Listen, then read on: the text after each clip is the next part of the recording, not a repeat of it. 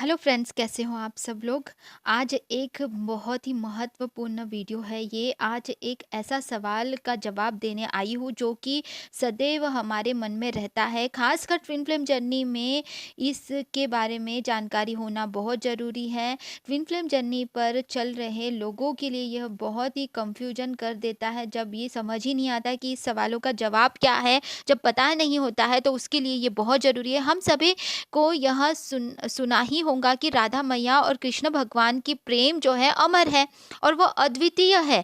Oneness है, ये soul एक ही है, ये ट्विन फ्लेम जर्नी है, ये एक ही सोल है, लेकिन अलग अलग शरीर में जन्म लिया है। लेकिन क्या आपने कभी सोचा है कि कई बार सवाल आता है क्योंकि आप लोगों का कि अगर इतना प्रेम है तो श्री कृष्ण भगवान ने जो है राधा मैया से शादी क्यों नहीं की। क्या सच में शादी हुई थी? अगर नहीं हुई थी तो क्यों नहीं हुई? अगर हुई थी तो फिर क्यों नहीं पता है काफ़ी लोगों को? तो नहीं, शादी क्यों नहीं हुई? अगर राधा से शादी नहीं हुई तो कृष्ण भगवान ने रुक्मिणी से शादी क्यों की? और उन्हीं जीवन में कई सारे और रानियों के साथ में शादियाँ क्यों हुई? क्या ये कोई कार्मिक सिचुएशन या कार्मिक संबंध था इनके साथ में, लोगों के साथ में, या कार्मिक कनेक्शन की वजह से ये सारी चीज़ें हुई? ये सारे क्वेश्चन का आंसर आज हम जानेंगे। आज हम इन सभी रहस्यों के से पर्दा उठाऊंगी मैं इस वीडियो में। और जितना हो सके सुनने की कोशिश करें। हो सकता है वीडियो बहुत लंबी भी बन जाए या फिर इसके पार्ट्स भी बनाने पड़े। आपकी प्यारी सोल सिस्टर के रूप में आपको बहुत कुछ बताना चाहती हूँ। इस वीडियो में जितना भी मेरे से पॉसिबल होगा वो सब बताऊँगी, लेकिन आप सबको ये वीडियो बहुत ही ध्यान से सुनना बहुत ज़रूरी है, क्योंकि ये हमें पता होना ही चाहिए इस जर्नी में कि जब हम चीज़ों को समझ लेंगे तभी हम और गहराई से अपने जीवन में ट्विन फ्लेम जर्नी में भी आगे बढ़ने में हमें मदद होती है। हमारी जानकारी होनी चाहिए इस बारे में। अपनी गहन समझ और आध्यात्मिक ज्ञान के आधार पर यह बता रही हूँ कि राधा मैया, कृष्ण भगवान और रुक्मिणी मैया के अन्य रानियों के बीच का ओरिजिनल कनेक्शन क्या था और यह हमें अपनी ट्विन फ्लेम जर्नी के बारे में क्या सिखाता है। राधा मैया और रुक्मिणी मैया का भी संबंध हमें पता होना चाहिए। इस वीडियो में ये भी जानना बहुत ज़रूरी है। यह मेरे आध्यात्मिक अनुभव और कुछ गहरे ग्रंथों से मिली समझ है कि राधा मैया और कृष्ण भगवान एक ही है। जिस प्रकार से, उसी प्रकार से राधा मैया और रुक्मिणी माँ वास्तव में एक ही डिवाइन स्त्री है, कि वे दोनों अलग अलग स्वरूप या अलग अलग फॉर्म या नेम है सिर्फ, लेकिन है तो एक ही। यह ठीक वास्तव में जैसे एक ही व्यक्ति जीवन में अलग अलग चरणों में अलग अलग भूमिकाएं निभाता है। आइए एक पैरेलल एग्जाम के साथ मैं इसको समझाती हूँ। जैसे कि आप जानते ही हैं कि भगवान श्री कृष्ण वास्तव में, जिनका जन्म जो हुआ था मथुरा में एक जेल के अंदर हुआ था, कारागार में, उनके वास्तविक ओरिजिनल माता पिता जो थे देवकी और वासुदेव थे। लेकिन एक दिव्य योजना यानी कि डिवाइन प्लान के तौर पर उन्हें गोकुल लाया गया था और वहाँ पे उनकी यशोदा माँ और नंद बाबा उनके माता पिता बनकर उनका पालन पोषण किया, जिन्होंने उन्हें अपने प्यार से जो श्री कृष्ण भगवान को कान्हा बोलते थे, कान्हा बोल के पुकारते थे। कृष्ण ने अपनी बचपन की लीलाएं इन्हीं सभी गोकुल में के साथ वासियों के साथ गोकुल में की थी। ठीक उसी तरीके से, ध्यान से सुनिए, ठीक उसी तरीके से राधा मैया के भी वास्तविक माता पिता कोई और शाही परिवार से थे। वे जो थे, उनके माता पिता, वो विदर्भ के महाराजा भीष्म माका और उनकी माँ रानी की पुत्री थी। और राधा का वास्तविक जन्म जो विदर्भ राज्य में कुंडनीपुर में हुआ था, लेकिन किसी अत्यंत महत्वपूर्ण दिव्य योजना के तौर पर उन्हें बचपन में पालन पोषण बड़ा करने के लिए बरसाना में लाया गया, जो कि प्रमुख रूप से वृषभानु और उनकी पत्नी कीर्तिड़ा थे, जिन्होंने उन्हें अपने प्यारे राधा करके बुलाने लगे। उनका नाम राधा करके रखा उस टाइम पे उन्होंने। समझ में आया कि दोनों की यहाँ पे श्री कृष्ण भगवान ही केवल अपनी जन्म स्थान से दूसरी जगह पे जन्म लेके वहाँ पे, मतलब जहाँ पे जन्म लिया वहाँ पे पालन पोषण जहाँ पे हुआ वो अलग जगह थी। उसी प्रकार से राधा मैया का भी उसी प्रकार से जन्म कहीं और हुआ और उनका पालन पोषण कहीं और हुआ। और जैसे कि श्री कृष्ण को कान्हा करके बुलाते थे प्यार से, उसी प्रकार से माता पिता जिन्होंने पालन पोषण किया राधा मैया का, उन्होंने राधा करके नाम रखा। एक्चुअल में वो क्या था आगे हम जानेंगे। यह दिव्य योजना क्या थी जिसके तौर पर राधा को बरसाना लाया गया? इसका मुख्य उद्देश्य ये था कि selfless, unconditional, supernatural and highest example बन सके, इसकी स्थापना कर सके धरती पे। योजना क्या थी जिसके तौर पर राधा मैया को बरसाना लाया गया था? इसका मुख्य उद्देश्य जो था वो था निस्वार्थ यानी कि सेल्फलेस, बिना शर्त यानी कि अनकंडीशनल, और अलौकिक मतलब सुपरनैचुरल, प्रेम का सर्वोत्तम उदाहरण स्थापित कर सके, हाईएस्ट एग्जाम्पल बन सके। आपको पता ही है कि अब वो कितना बड़ा एग्जाम्पल बन गया हमारे पूरे देश विदेश में। राधा मैया और कृष्ण भगवान के सेल्फलेस लॉ, अनकंडीशनल लॉ और सुपर नेचुरल लॉ को दर्शाया जाता है। हाईएस्ट एग्जाम्पल बने इसका। यह लीला किसी भी सांसारिक बंधन जैसे कि विवाह से मुक्त की थी। विवाह से कोई मतलब हमें प्यार समझ में आया तो श्री कृष्ण और राधा मैया, राधा और श्री कृष्ण से ही समझ में आया कि एक्चुअल में प्रेम होता है। तो सच्चा प्रेम कैसा होता है, ताकि यह दिखाया जा सके कि आत्मा का आत्मा से मिलन यानी कि सोल कनेक्शन भौतिक नियमों से परे होता है। भौतिक नियम मतलब जो फिजिकल प्लेन में जो नियम है उससे परे होता है। राधा को कृष्ण की आनंद देने वाली आंतरिक शक्ति के रूप में, राधा को कृष्ण की आधुनिक शक्ति के रूप में इस धरती पे लाया गया था, ताकि वे शुद्ध भक्ति और संपूर्ण रूप से समर्पण के मार्ग पर संसार को दिखा सके।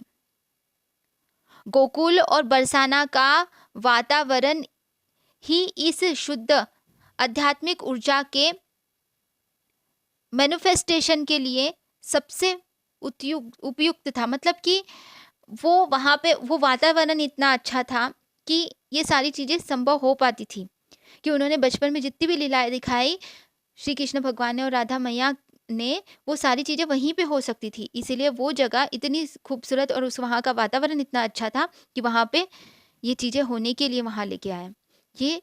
ये ऐसे ही नहीं है, ये डिवाइन प्लान था, जहाँ वे बिना किसी राजनीतिक यानी कि पॉलिटिकल या सामाजिक या सोशल इंटरफेरेंस से अपनी बाल लीलाएं जो भी है कर उसमें बाधा ना आए और वो कर सके प्रॉपरली।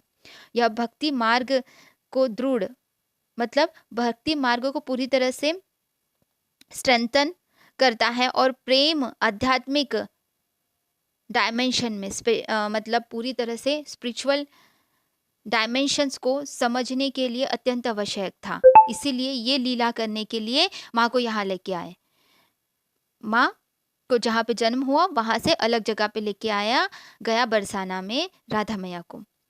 और मेरी समझ यह कहती है कि जब भगवान कृष्ण अपनी दिव्य लीला के लिए अगले चरण में कंस का वध करने गए थे ना, उसकी वास्तविक भूमिका निभाने के लिए मथुरा चले गए थे ना, तो वही समय पे राधा मैया भी अपने वास्तविक माता पिता यानी कि जहाँ पे विदर्भा में महाराजा भीष्मका और उनकी महारानी के पास वापस लौटी।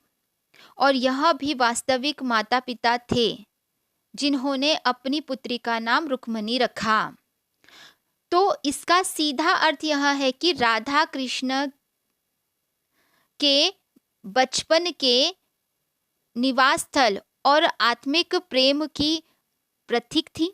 और वही दिव्य ऊर्जा जब कृष्ण से अपनी राजसी भूमिका संभाली, द्वारका में अपना जब उन्होंने साम्राज्य बनाया, स्थापित किया श्री कृष्ण भगवान ने, उस वक्त रुक्मिणी जी से धर्मपत्नी के रूप में उनका विवाह हुआ, वो राधा मैया ही थी। यह जो दर्शता और दिव्य प्रेम केवल आत्मिक नहीं होती है, बल्कि जो है भौतिक और सामाजिक रूप से भी पूर्ण हो सकती है, यह दिखाता है। बस उसका रूप या फिर संदर्भ बदल सकता है। इन्हें मैं और सरलता से समझाऊँ तो यह ठीक वैसे ही है जैसे कि माँ दुर्गा के कई रूप हैं। माँ दुर्गा के कई रूपों में से आपने सुना है ना कि शैलपुत्री माँ, ब्रह्मचारिणी माँ, चंद्रघंटा माँ, उन्होंने अलग अलग रूप, मतलब उन्होंने जैसे जैसे जो लर्निंग ली थी उस प्रकार से उनके नाम रखे गए थे। आपको पता है पार्वती मैया ही वो है और गौरी माँ भी वही है, सभी वही हैं, फिर भी उनके नाम अलग है, व्यक्ति अलग तो नहीं है। माँ दुर्गा तो ही सब में, तो माँ दुर्गा ही है ना, तो माँ दुर्गा है। तो फिर उसी प्रकार से राधा मैया और रुक्मिणी भी अलग नहीं है, एक ही है। ये समझना बहुत जरूरी है। और एक ही डिवाइन एनर्जी है, एक ही कॉन्शियसनेस से दो अलग अलग नाम या भूमिकाएं थी।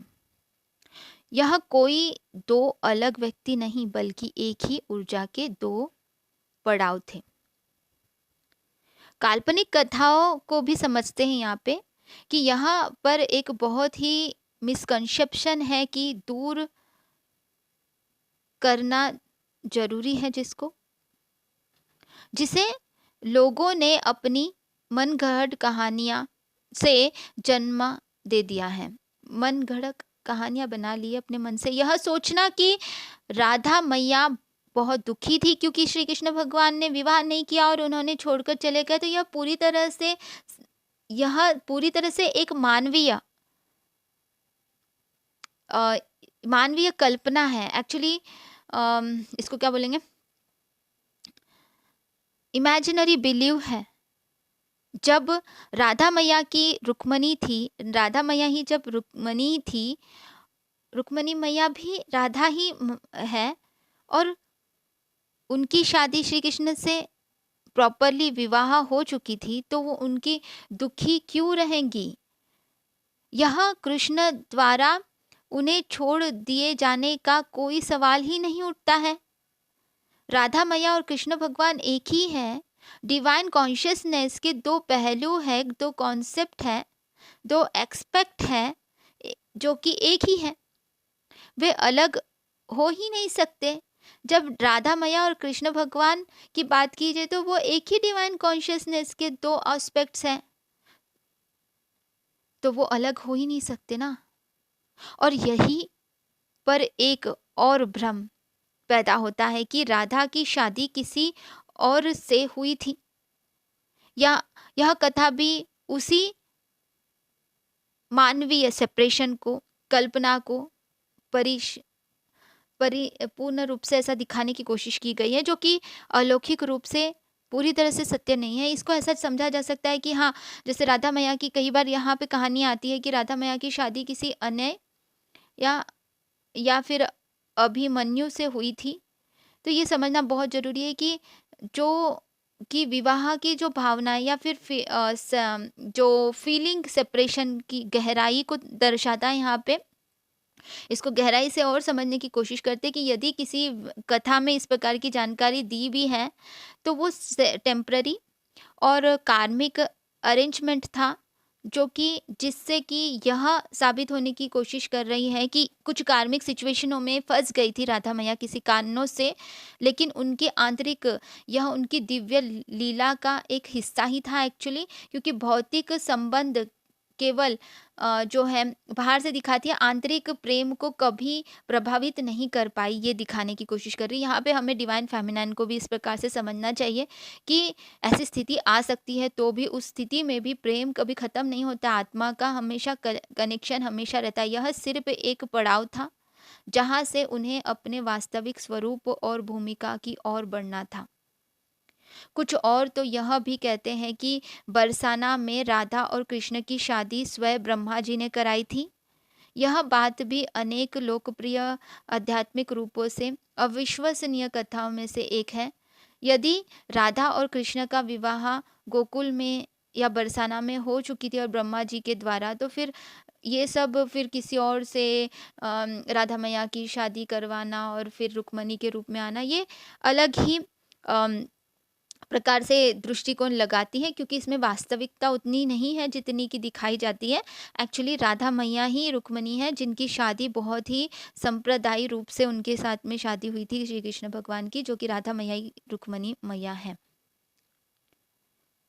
राधा ही रुक्मणी है। खुद हम बहुत सारे मंत्रास भी पढ़ते हैं इस बारे में कि राधा के बहुत सारे नाम हैं, उसमें से रुक्मणी भी नाम है, और बहुत सारे नाम है रुक्मणी जी के भी बहुत सारे नाम है, उसमें राधा भी है। फिर माँ के बहुत सारे नाम हैं, बहुत सारे रूप हैं, माँ के बहुत सारे फॉर्म हैं, जो कि अलग अलग शरीर में नहीं बल्कि उसी शरीर में थे उस जन्म में। आध्यात्मिक ग्रंथों में राधा की कृष्ण की शाश्वत संगिनी अपनी हादिति, जैसे कि मैंने बताया था, शक्ति के रूप में वर्णित किया गया था, जो कि उनके कभी अलग नहीं होती।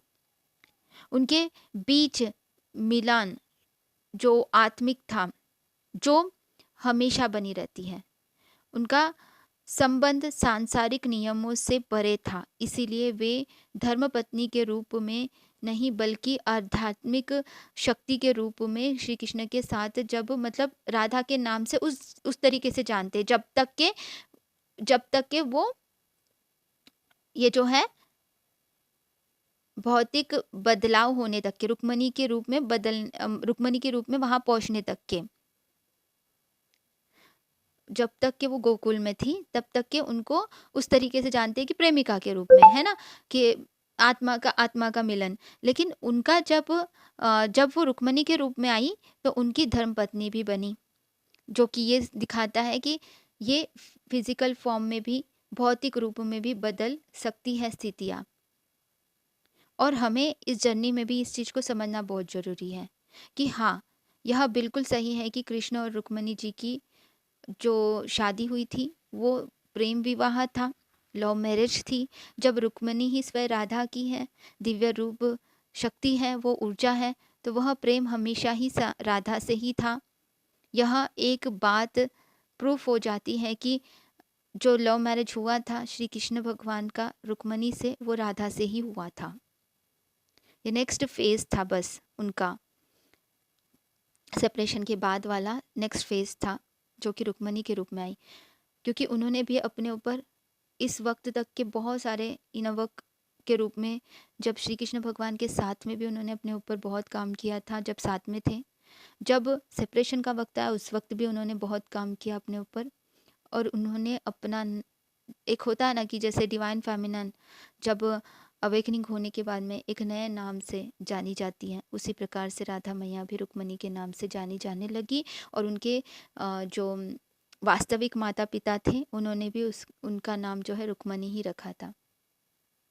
तो इनकम्प्लीट अंडरस्टैंडिंग से हटके, अधूरी जानकारी को हटा के वास्तविक रूप से देखें इसको, क्योंकि अपने प्रेम कृष्ण कभी अलग हो ही नहीं सकते। राधा और कृष्ण एक ही है, और वो राधा मैया ही रुक्मणी के रूप में आई है।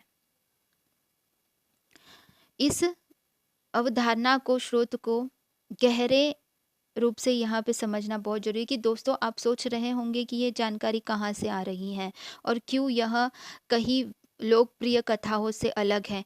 यह गहरी समझ विभिन्न प्राचीन एसेंट जो आध्यात्मिक ग्रंथ और वैष्णव पारंपरिकों की कुछ विशिष्ट शाखाएं हैं, स्पेशल ब्रांचेस में से आती हैं, जहाँ लीला की सूक्ष्म अर्थ और परमात्मा की आंतरिक शक्ति पर जोर दिया गया है। यह धारणा जो समझना बहुत जरूरी है कि ब्रह्म व्यवहारित पुराण में भी ये चीज़ें बताई गई हैं, जैसे कि ग्रंथों में पाई जाने वाली, जैसे कि जानकारी के रूप में अगर देखा जाए तो जैसे कि राधा को कृष्ण की हार्दिनी शक्ति और लक्ष्मी का मूल रूप बताया गया है, और उन्हीं विभिन्न अवतारों भी चर्चा की गई है इन ग्रंथों में। इस पुराण में राधा और रुक्मिणी के संबंध में भी व्याख्या भी की गई है, कि प्रकट किया गया है यहाँ पे कि वे एक ही दिव्य स्त्री ऊर्जा के दो अलग-अलग स्वरूप है, यानी कि दो अलग-अलग फॉर्म है, यानी कि दो अलग-अलग जो है भूमिकाएं हैं। ठीक है, मतलब एक ही व्यक्ति जो एक ही समय में अलग अलग रूप में दिखाई देता है हमें, क्योंकि उनके नाम ही नहीं बल्कि उनके जो मतलब क्या बोलेंगे, भूमिकाएं भी थोड़ी बदल जाती है। जैसे कि फॉर एग्जांपल के लिए अगर हम खुद का देखें कि हम स्कूल में जैसे एक भूमिका निभाते हैं, है ना, और घर के अंदर कुछ अलग तरीके से भूमिका निभाते हैं, बिल्कुल वैसा ही है कि माँ का जैसे जैसे अवेयरनेस आया, उसके बाद अलग भूमिका उन्होंने निभाई रुक्मणी की तरह। तो जैसे जैसे हम जैसे अगर खुद को कंपेयर करें कि डिवाइन फेमिनाइन है हम, अवेकनिंग के पहले कैसी थी, अवेकनिंग के बाद कैसी है, तो हमने अलग भूमिका निभाई, अपना अलग नाम भी रख दिया होगा काफ़ी लोगों ने डिवाइन फेमिनाइन ने। तो ये इसी प्रकार से इसको समझने की आवश्यकता है। ये सारी चीज़ें जो है डिवोशनल ट्रेडिशनल आध्यात्मिक गुरुओं के द्वारा यह रहस्य को शिष्यों को समझाया भी गया था, कि जो यह बताते हैं कि जैसे एक ही दिव्य ऊर्जा अपनी लीला को पूर्ण करने के लिए विभिन्न रूपों में प्रकट होती है, यह कोई नई बात नहीं है, बल्कि गहन आध्यात्मिक स्पिरिचुअल स्टडी का परिणाम है।